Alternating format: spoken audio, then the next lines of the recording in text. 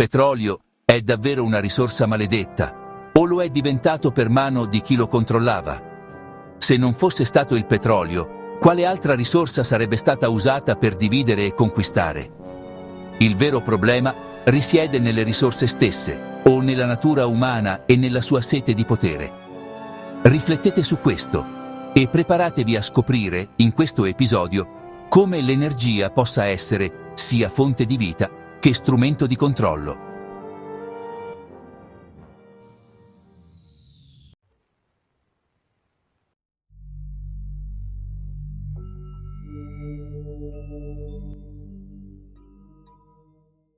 Agli albori del XX secolo, il petrolio divenne rapidamente la risorsa più ambita al mondo. Non era solo il carburante di motori e industrie, ma anche la leva strategica che permetteva ad alcune nazioni di dominarne altre. Tra il XX e il XXI secolo, le regioni ricche di petrolio sono diventate epicentri di tensioni geopolitiche. Paesi produttori di petrolio del Sud America e nazioni euroasiatiche con grandi riserve hanno subito frequenti interferenze esterne. L'accumulo di immense ricchezze non ha mai portato benefici equamente distribuiti tra le popolazioni locali. Al contrario, corruzione, debito e caos politico sembravano inevitabili, una maledizione che molti attribuivano direttamente alla presenza del petrolio. Una delle verità più scomode tra il XXI e il XXII secolo riguarda il rallentamento deliberato, direi quasi pilotato, delle tecnologie che avrebbero potuto mandare in pensione il petrolio come fonte primaria di energia. Pensate, tipo abbandonare la macchina a benzina per una fiammante Ferrari elettrica, ma qualcuno ci ha messo i bastoni tra le ruote. Reattori nucleari a sali fusi, roba da fantascienza, e sistemi geotermici avanzati, presentati come economicamente irrealizzabili, roba da matti. Ma poi spuntano fuori documenti, tipo scheletri nell'armadio nel XXII secolo, che rivelano pressioni, diciamo così, da parte di corporazioni energetiche per ritardarne l'adozione. Un po' come quando la squadra di calcio di quartiere compra l'arbitro per vincere il campionato. E questo rallentamento non è che sia passato inosservato, no. Miliardi di persone sono rimaste senza accesso a energia sicura e affidabile per decenni. Un disastro che ha alimentato disuguaglianze globali, roba da far impallidire qualsiasi persona di buon senso.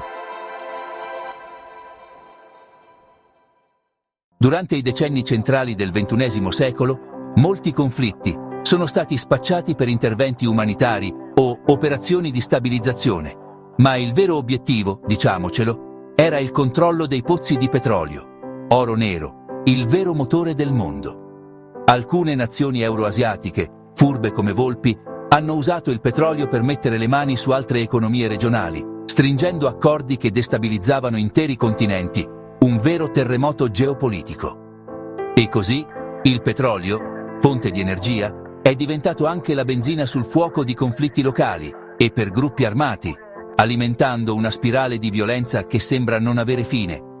Una storia che purtroppo conosciamo fin troppo bene.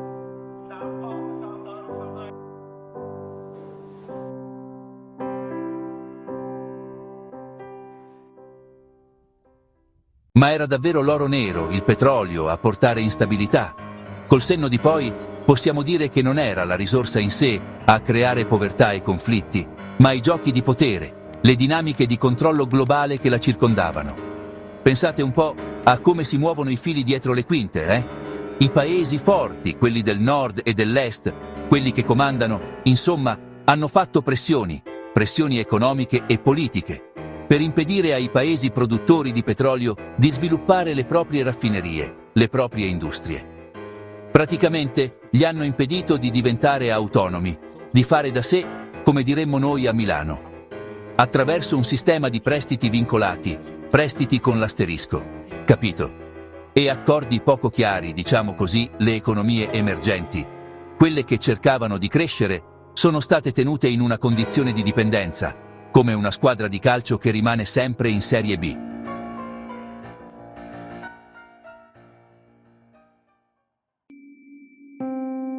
Nella prossima puntata Esploreremo come l'energia che alimentava il mondo fosse anche il suo strumento di prigionia. Scopriremo tecnologie bloccate, rivoluzioni mancate e le strategie che hanno mantenuto intere nazioni nel sottosviluppo per garantire il controllo di pochi.